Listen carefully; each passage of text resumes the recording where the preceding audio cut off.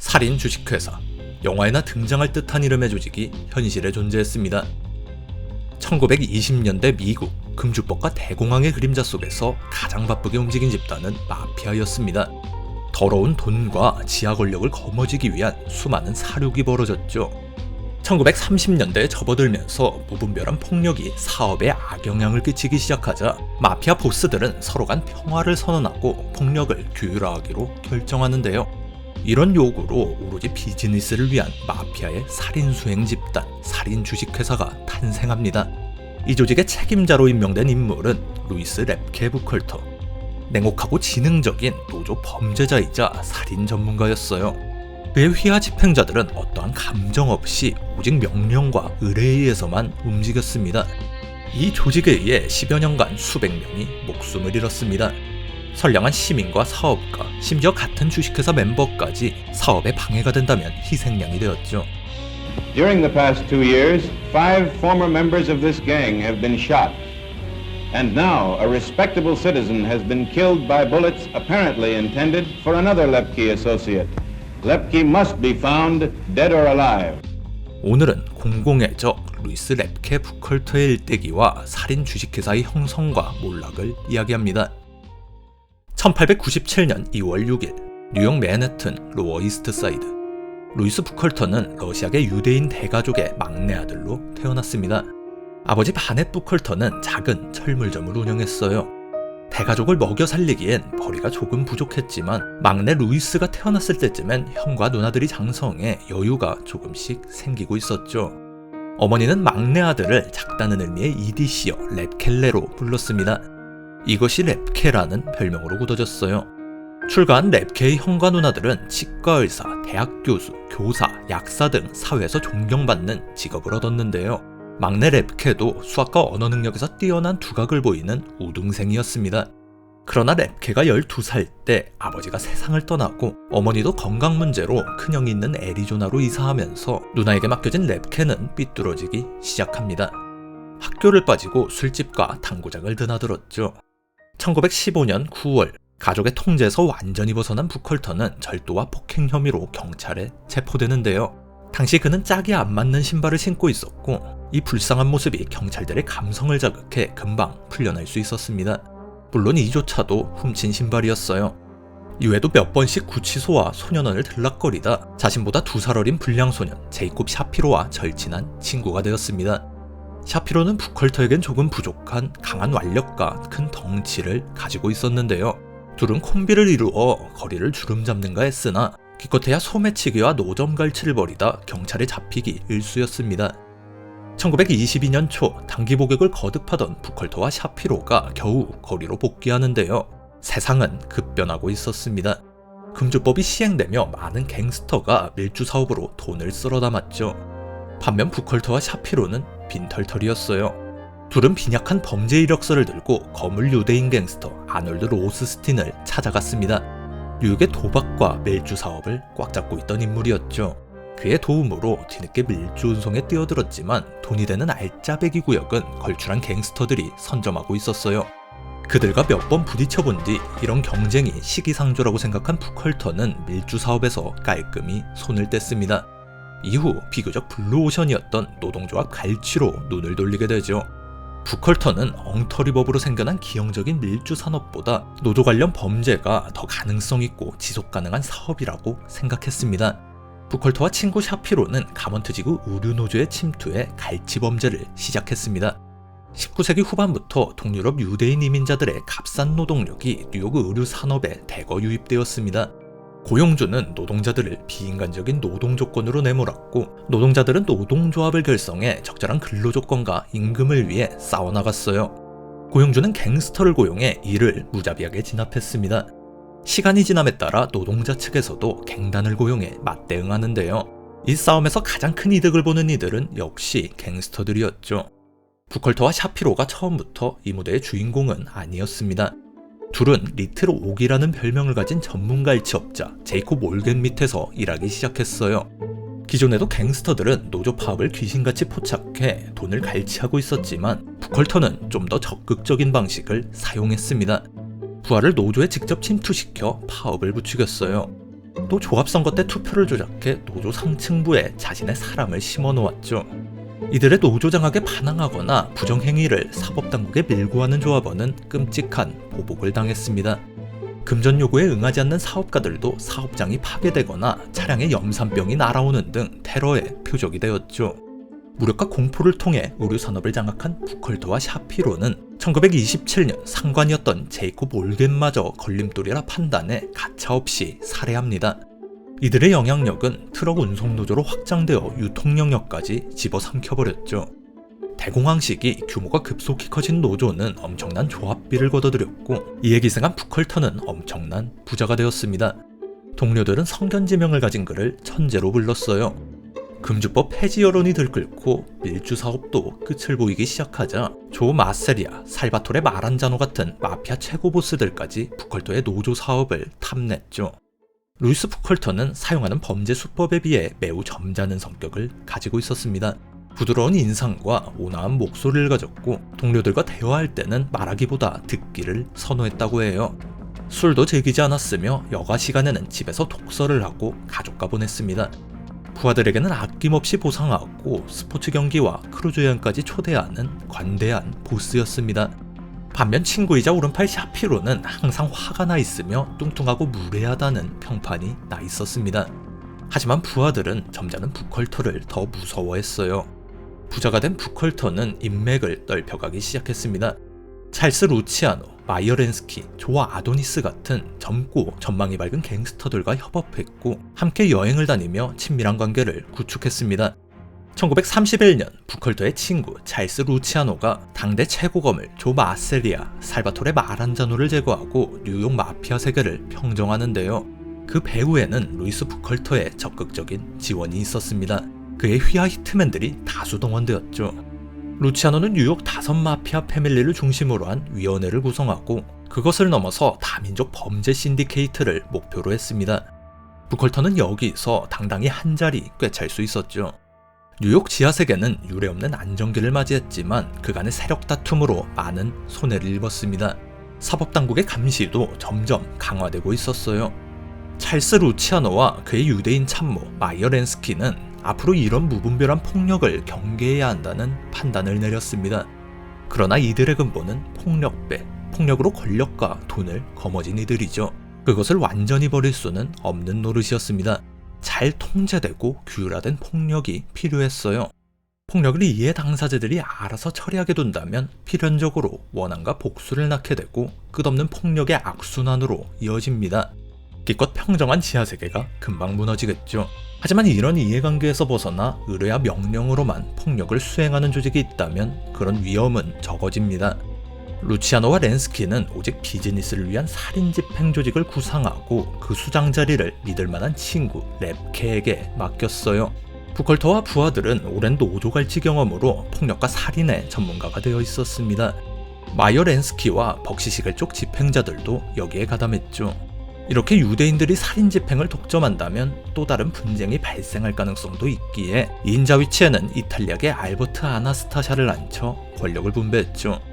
부컬터와 아나스타샤는 역할 분담과 협력을 통해 살인 집단을 구성해 나갔습니다.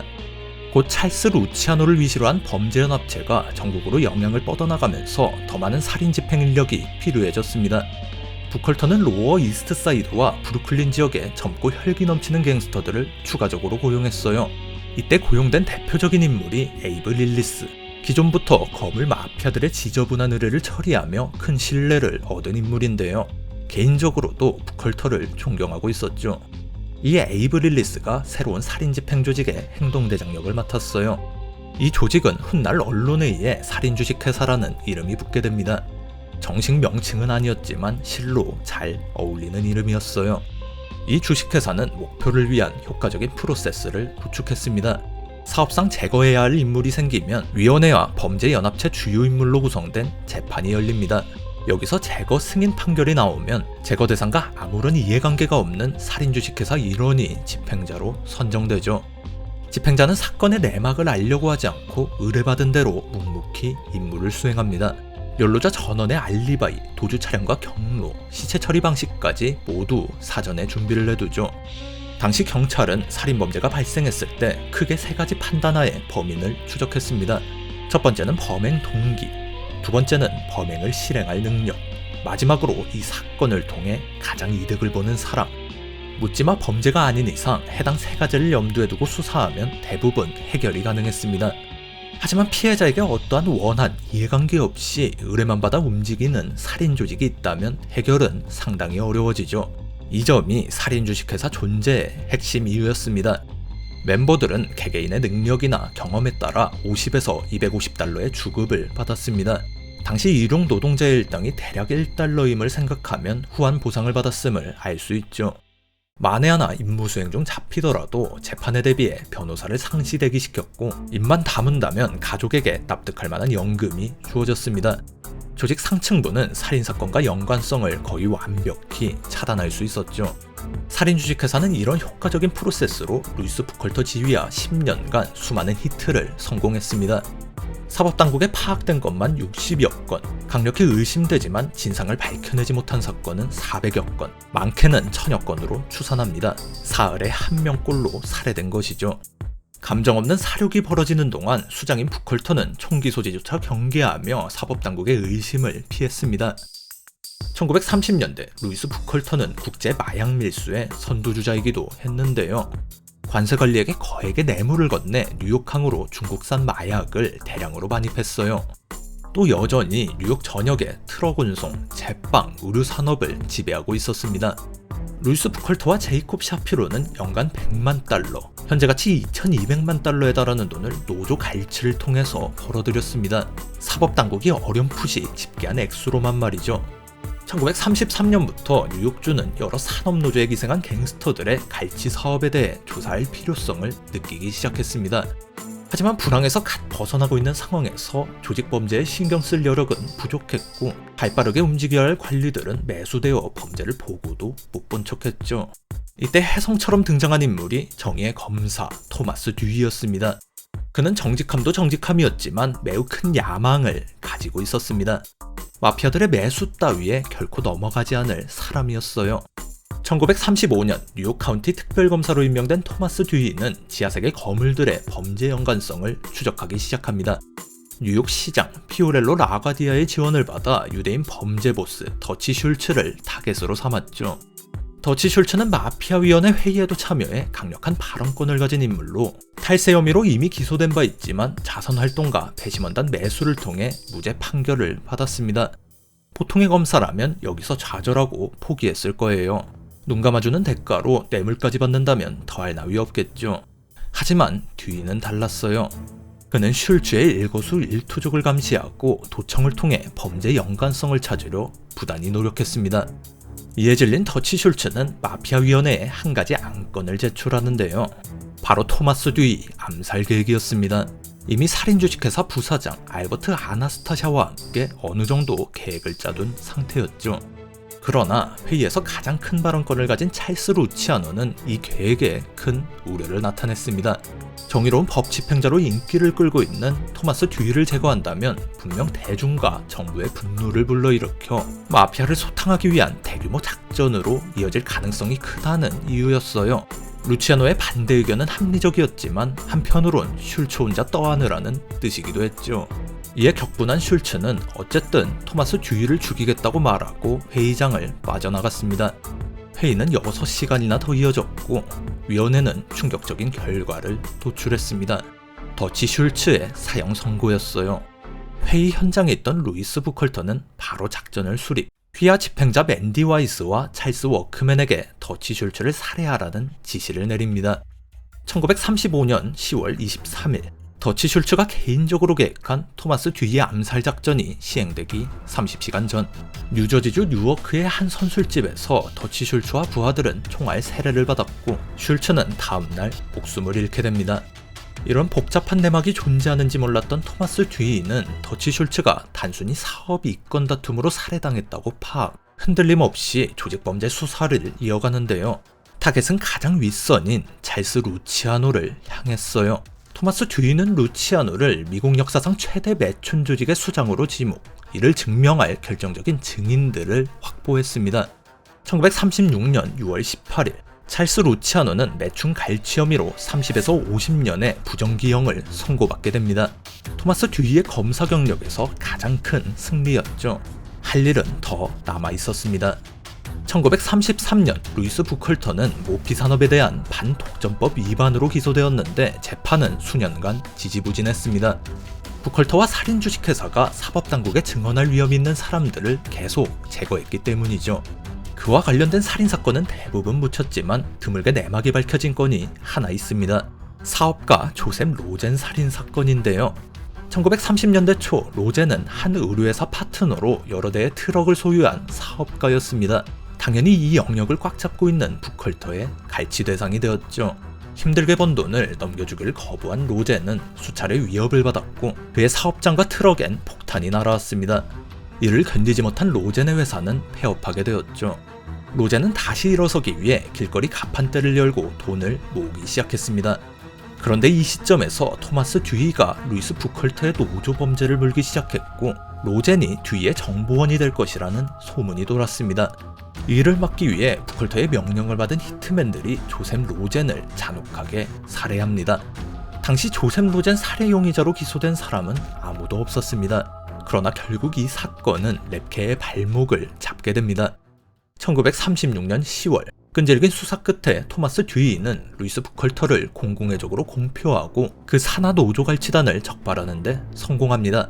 부컬터와 동업자 샤피로는 반독점법 위반 혐의로 2년형을 선고받았습니다. 벌인 일에 비해 너무 가벼운 처벌이었죠. 듀이는 여기서 멈추지 않고 이들과 연관된 다수의 살인사건을 집중 조사했습니다. 부컬터와 샤피로를 포함한 16명 용의자에 대한 추가 기소가 금방 준비되었죠. 하지만 기소 직전 부컬터와 샤피로는 보석을 신청했고 담당 판사 마틴 멘트는 이를 받아들였어요. 부컬터와 샤피로는 이틀이면 버는 돈인 1만 달러 보석금을 내고 바로 풀려났습니다. 보석을 승인한 판사 마틴 멘트는 훗날 토마스 듀이에 의해 부컬터로부터 뇌물을 받은 이력이 밝혀져 징역형을 선고받게 됩니다. 풀려난 부컬터와 샤피로는 그대로 잠적해버렸어요. 비슷한 시기 뉴욕 마약 밀수단을 독자적으로 수사하던 연방 마약단속국 FBI는 부컬터를 포함한 31명의 갱스터를 마약단속법 위반으로 기소합니다. 다수의 사법수사당국이 루이스 부컬터를 쫓기 시작했죠. For many years, Louis Buckhalter, known as Lepke, has been the worst industrial racketeer in America. His gangsters have sold protection to businessmen and others in the garment and baking industries. They've killed businessmen and others who opposed them. At last, 2 years ago, Lepke and 19 others were indicted. But Lepke is a fugitive. 도망치는 데 지친 제이콥 샤피로는 1938년 4월 중순 자수해 감옥에 보내졌지만 루이스 부컬터의 행방은 묘연했습니다. 미국과 유럽에서 광범위한 수색이 이루어졌고 그가 폴란드나 팔레스타인에 숨어있다는 소문도 돌았죠. 실제 부컬터는 2년 동안 브루클린에서 벗어나지 않고 여러 은신처를 전전했습니다. 체중을 늘리고 콧수염을 길러 자신의 정체를 숨겼죠. 1939년 7월 29일 토마스 듀이는 부컬터 생포에 25,000달러의 현상금을 제시했습니다. 이에 맞춰 연방정부에서도 같은 금액의 현상금을 책정했죠. 총 5만 달러가 부컬터의 목에 걸려 있었어요. 뉴욕 경찰은 오직 부컬터 체포에만 집중하는 50명 규모 전담 체포조도 운영했습니다. 부컬터는 도주 중에도 자신의 범행을 증언할 우려가 있는 관계자를 계속해서 제거해 나갔습니다. 그의 수배 기간 동안 관련자 6명이 죽고 2명이 실종됐어요. 부컬터는 증인이 없으면 사법당국은 아무런 기소도 할 수 없다는 신념을 가지고 있었어요. 지금까지는 그래왔죠. 하지만 그에게 전 국민의 관심이 집중된 상황에서 주변인의 사망과 실종은 사태를 키울 뿐이었습니다. 이는 마피아 위원회 동료들의 사업에도 악영향을 주었어요. 감옥에서 여전히 영향력을 행사하고 있는 찰스 루치아노는 상황을 잠재우기 위해 부컬터를 도려내야겠다는 결단을 내리는데요. 더치 슐츠처럼 제거하겠다는 의미는 아니었습니다. 슐츠가 사라졌어도 토마스 듀이는 멈추지 않았으니까요. 대신 부컬터를 자수시켜 모든 책임을 떠안게 만들려고 했어요. 이를 위해서 부컬터를 잘 구슬릴 필요가 있었습니다. 뉴욕주 검사 토마스 듀이는 부컬터가 250년형을 살게 만들겠다며 공언하고 있었습니다. 타협 여지가 전혀 없어 보였죠. 하지만 부컬터를 쫓고 있는 다른 조직이 있었습니다. 미 연방수사국 FBI였어요. 루치아노는 부컬터에게 마약 밀수 건으로 FBI에 자수하도록 권유했습니다. FBI와 형을 가볍게 해줄 사전 합의가 되어 있다고 설득했죠. 실제로는 아무런 합의도 없었습니다. 오히려 장기 복역 중인 루치아노 자신을 어여쁘게 봐달라는 사법당국에 향한 뇌물에 가까웠죠. 내막이 어떻든 부컬터는 설득됐습니다. 오랜 도주 생활로 몸과 정신은 피폐해져 있었고 FBI가 뒤보다는 훨씬 나은 선택지로 보였으니까요. 1939년 8월 24일 루이스 부컬터는 맨해튼의 한 호텔 앞에서 FBI 국장 에드거 후버에게 직접 자수했습니다. 이 주선에는 정치인, 공직자와 인맥이 두터운 루치아노의 대리인 프랭크 코스텔로의 역할이 컸습니다. 부컬터는 후보 국장과 대면해 인사를 나누고서야 가면 같은 합의는 없었다는 사실을 깨달았어요. 1940년 1월 2일 루이스 부컬터는 연방재판에서 마약 밀수로 12년, 반독점법 위반으로 2년, 총 14년형을 선고받았습니다. 여기서 끝이 아니었어요. 연방당국은 그를 뉴욕 법원으로 넘겼습니다. 재판에서 그의 노조 갈취에 대한 다양한 증언이 나왔지만 살인에 관해서는 아무도 입을 벌리지 않았습니다. 1940년 4월 5일 뉴욕 재판에서 부컬터는 30년형을 선고받게 됩니다. 그래도 살인 혐의는 밝혀지지 않았기에 아직까지 희망을 가지고 있었습니다. 그러나 곧 희망을 모두 불살라버리는 변수가 발생하는데요. 얼마 전 체포된 살인 주식회사의 행동대장 에이브 릴리스가 당국의 정보원으로 돌아서 버립니다. 1급 살인죄 기소를 취하해주는 대신 자신이 알고 있는 살인 주식회사의 모든 정보를 제공하겠다는 거래가 있었죠. 에이브 릴리스는 뛰어난 기억력으로 수년이 지난 살인사건 세부 사항을 당국에 제공했습니다. 루이스 부컬터, 알버트 아나스타샤, 벅시 시겔 등 상층부의 살인 관여 정보를 줄줄이 늘어놓았죠. 그의 정보 제공으로 브루클린에서 발생한 49건의 미해결 살인사건이 해결될 수 있었습니다. 1941년 8월 루이스 부컬터는 1936년 벌인 조셉 로젠 살인 혐의로 뉴욕주 법원에 기소됩니다. 물론 루이스 부컬터에 대한 회유 시도도 있었습니다. 당국은 살인 주식회사와 마피아의 핵심 정보를 제공한다면 조셉 로젠 사건의 기소를 면하게 해주겠다는 제안을 건넸어요. 하지만 부컬터는 당국의 제안을 거절하고 자기 선에서 모든 것을 끝내려고 했습니다. 잔혹한 범죄자인 부컬터도 가족은 끔찍하게 사랑했습니다. 아내와 자식에게 영향이 가지 않도록 침묵을 결정한 거예요. 여전히 감옥 밖에선 사건 관련자들이 살해, 실종되고 있었습니다. 반면 에이브 릴리스의 증언은 멈추지 않았어요. 1941년 11월 12일 곧 재판에서 증언할 예정이었던 에이브 릴리스는 코니 아일랜드 하프몬 호텔에 머무르고 있었습니다. 5명의 경찰이 밤낮으로 호위, 감시하고 있었는데 에이브 릴리스는 의문의 추락사를 하게 됩니다. 경찰은 그가 6층에서 침대 시트를 이용해 탈출을 시도하는 중 실수로 추락했다고 결론을 지었지만 의심스러운 점이 가득한 사건이었습니다. 사건의 진상은 수십 년 뒤 찰스 루치아노가 사망하고 출판된 그의 자서전에서 밝혀지는데요. 밀고자의 입을 막으려고 했던 루치아노와 대리인 프랭크 코스텔로가 경호를 맡은 경찰들을 매수해 에이브 릴리스를 제거한 것이죠. 여기에 현지가치 수백만 달러에 달하는 뇌물이 들어갔다고 해요. 마피아에게는 푼돈이었고 경찰에게는 평생을 일해도 구경하기 힘든 돈이었죠. 마피아 세계에서 밀고자를 카나리아에 비유하곤 합니다. 사람들은 에이브 릴리스가 카나리아 주제에 날지는 못했다고 비아냥거렸습니다. 에이브 릴리스 사망 후 알버트 아나스타샤, 벅시 시겔 같은 루치아노가 아끼고 이용가치가 남아있다고 판단된 인물들은 증인의 사망을 이유로 기소가 취하됐습니다.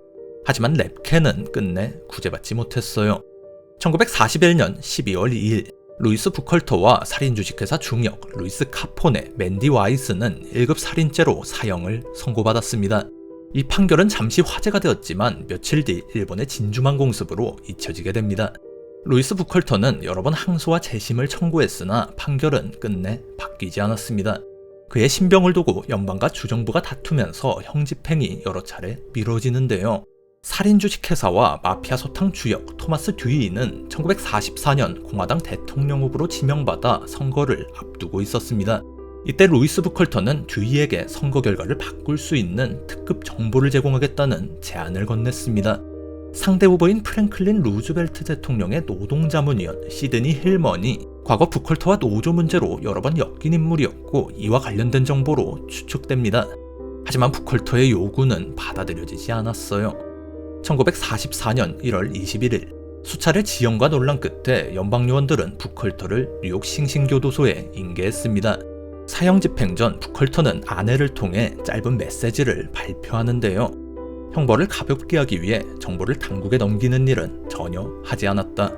나를 사형으로 이끈 조셉 로젠 살해 사건에서 나는 완전히 무죄이며 증인들은 모두 위증을 했다. 내가 당국에 부탁한 일은 조셉 로젠 사건을 다시 제대로 조사해달라는 요구뿐이었다.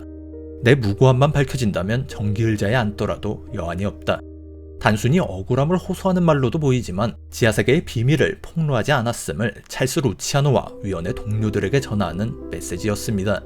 1944년 3월 4일 루이스 랩케 부컬터는 싱싱교도소의 정기의자에 앉았습니다. 조직범죄 보스 최초의 정기의자 처형이었죠. 부컬터는 트레이드마크인 평온함을 끝까지 유지했다고 합니다. 부컬터보다 1년 먼저 자수한 제이콥 샤피로는 반독점법 위반, 노조갈치 혐의로 복역 중 1947년 심장마비로 사망했습니다. 부컬터 사후 그가 가진 사업 이권은 동료와 후임자들이 나눠 가졌고 찰스 루치아노는 2차 세계대전에서 당국에 협력한 대가로 감옥에서 풀려날 수 있었습니다. 살인 주식회사는 구성원 대거 체포로 사실상 소멸됐지만 부컬터 처형 후 마피아에 대한 사법당국의 추궁은 잠시 잦아들었습니다. 토마스 듀이는 찰스 루치아노, 루이스 부컬터 같은 거물 범죄자를 잡아넣은 공적으로 성공적인 정치 경력을 시작했고 대통령이 되지는 못했지만 뉴욕 주지사직에 사면임할 수 있었습니다. 듀이 이후 사건을 넘겨받은 윌리엄 오드와이어 검사도 부컬터를 사형대에 보낸 공적을 내세워 1945년 뉴욕 시장 선거에 출마해 당선되었죠. 부컬터의 몰락은 야심찬 정치인들의 경력을 쌓기 위한 탁월한 발판이 되었습니다.